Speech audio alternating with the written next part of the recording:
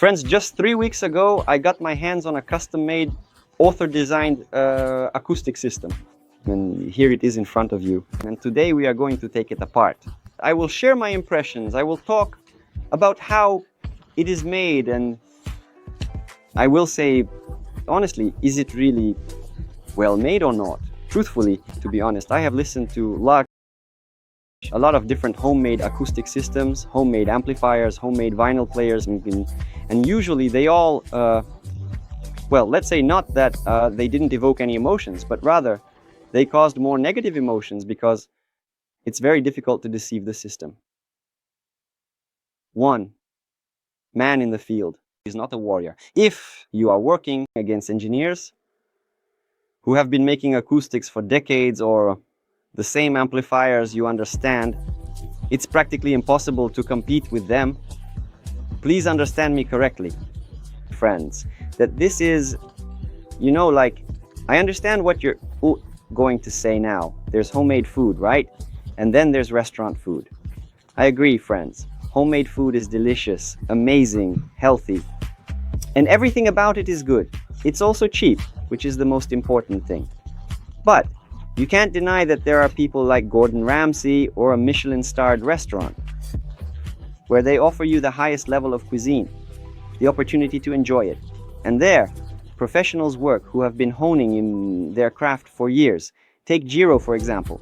I think you've watched that legendary film, Jiro Dreams of Sushi, where a man, I don't know if he's still alive or not, I hope he is. At that time, he was almost 90 years old. He has spent his entire life perfecting a few dishes, a few pieces of sushi, so-called no rolls, because in Japan they practically don't know about the existence of rolls. That's an American thing, but that's another story. So this man makes a few dishes perfectly, just a few dishes. How can you compete with him? It's practically, no, not practically, it's just impossible.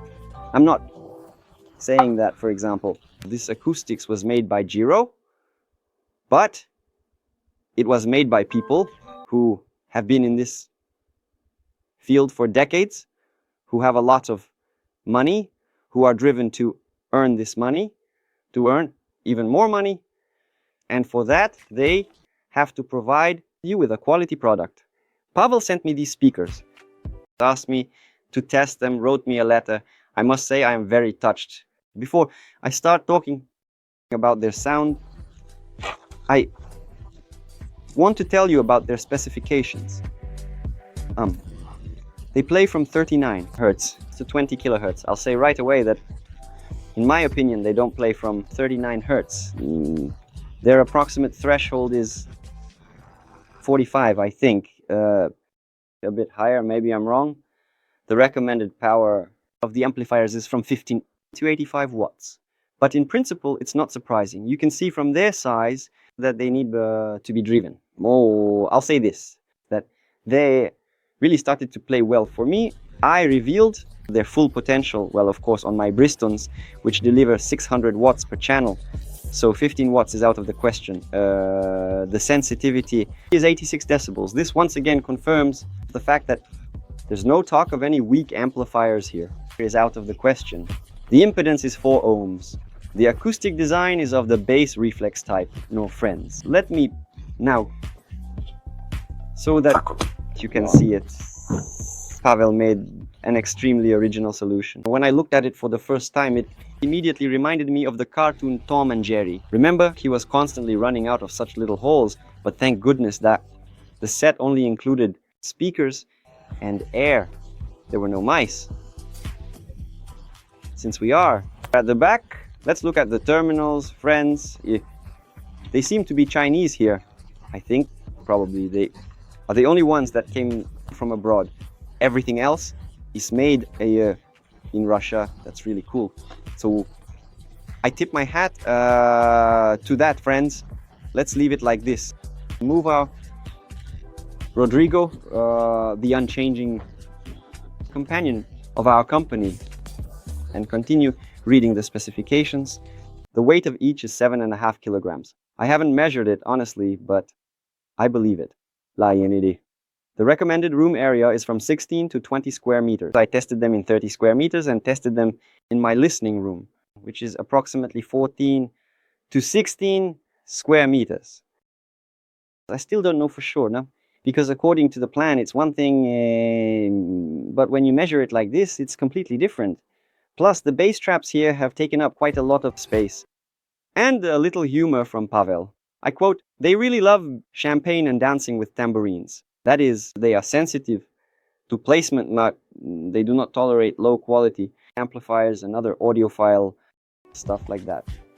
I agree, friends, because in terms of the soundstage, I'll say this, look, the speakers are extremely location dependent. That is literally a step to the left and a step to the right and the entire soundstage collapses. The form factor is such an old school format. Pavel correctly writes that they are, of course, not bookshelf speakers, but also not floor standing ones. At the same time, they managed to surprise the owner of expensive and large floor standing speakers. After talking with Pavel, I learned that these are the 5th set of acoustic systems he has made. But so the person is already in the know, so to speak, not a beginner. As for the components, including the cutting, sanding, materials, drivers, painting, Pavel estimates it to be around 22,000 rubles. Friends, which, if we are talking about acoustic systems, is right at the lower end of the market. Because the KEF Q150 are the most affordable bookshelf speakers, which I consider a real entry ticket into the world of hi-fi, both for stereo and home theater, because you can easily build on them. A 5.1 system, a 9.1 system, and so on. They cost around 30 to 36,000 rubles. Well, with some discounts, not less than 30. What do I want to say? The fact that people make such things is wonderful. Why? Because our world today, our core is simplified. That everyone gets sound in the simplest way possible. Your headphones, some boom boxes. The culture of listening is practically non-existent. It exists in a very small segment. And if a person also tries to create something like this, I tip my hat without question. It's cool because, well, it's difficult, friends. You don't make money from it. You just spend time, energy, spend resources, and you end up with this kind of system. How does it sound? It's fine, friends. But I want to say that Pavel is really great. I shake his hand because he doesn't claim that his acoustic systems outperform everything else. Of course not. He just does it for himself as a hobby. And this, I repeat, is very, very cool. Because a hobby, as we know, a beloved activity extends our life. This is a proven fact. Because if you collect something there, or something you do, something you design, or you think about how it will all be in the future, you make plans, it has the most productive and beneficial impact on your life. Therefore, another plus to such things. I just know many people who make speakers, acoustic systems, and say that it's like the coolest thing for them. That's it. We made a square coaxial speaker, and now we're cooler than everyone. No Bowers, no KEF, no Canton Wilson Audio is not even close. Here's the wrong approach. Absolutely wrong. No, friends, no. You cannot surpass Bowers. It's just unrealistic. In a garage, oh my God, even at any enterprise in Russia, you simply won't make anything like it. Unfortunately, to my great regret, you won't make anything like it. You just can't succeed. Because there are decades of production, insane budgets. Yes, there's a machine that folds these enclosures from sheets of wood. It cost over $1 million. At that time, it did. You understand, right? What kind of figures we're talking about? Therefore, it's all very complicated.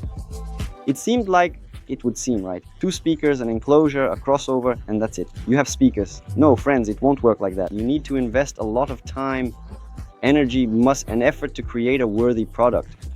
Did Pavel manage to create a worthy product? Yes, definitely, yes. I listened to them. I invited several focus groups. I had them listened to by my esteemed colleagues.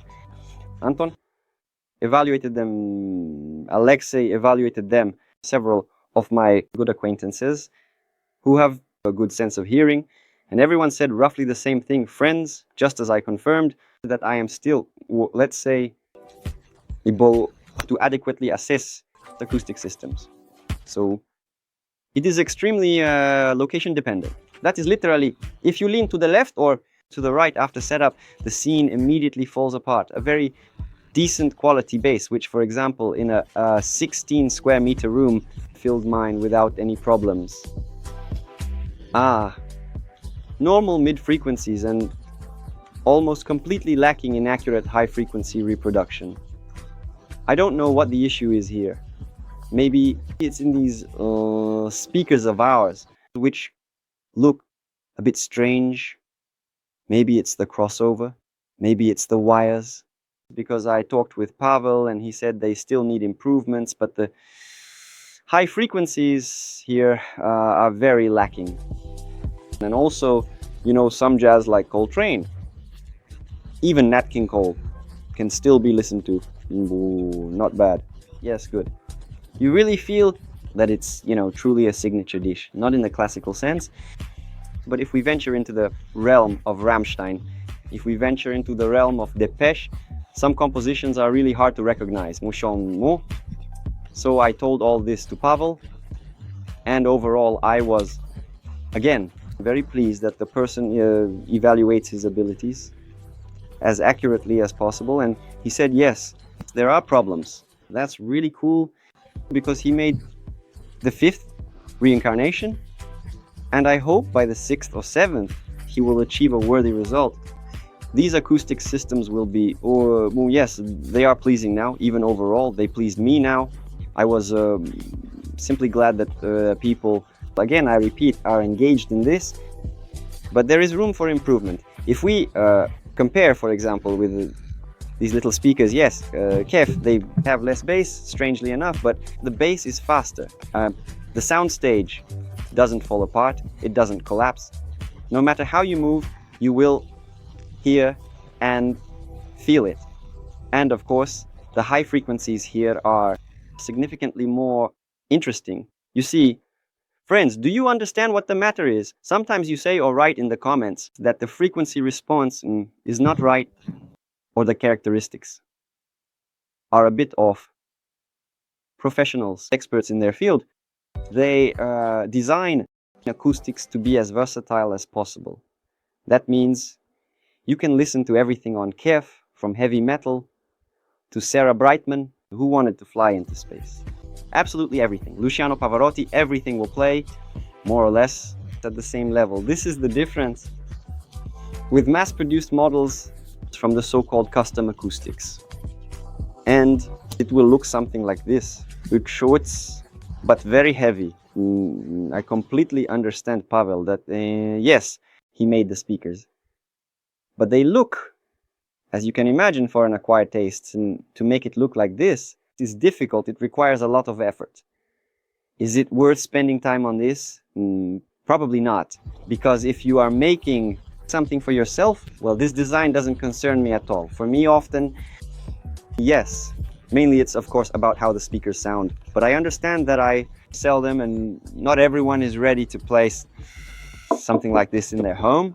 Well, as a hobby, as something to occupy yourself with. Well, yes, friends, but don't think that you can outplay the big corporations, which now you can, of course, but it's extremely difficult to do so now. Yeah, okay, but as a hobby, as a pastime for yourself, for your own pleasure, why not?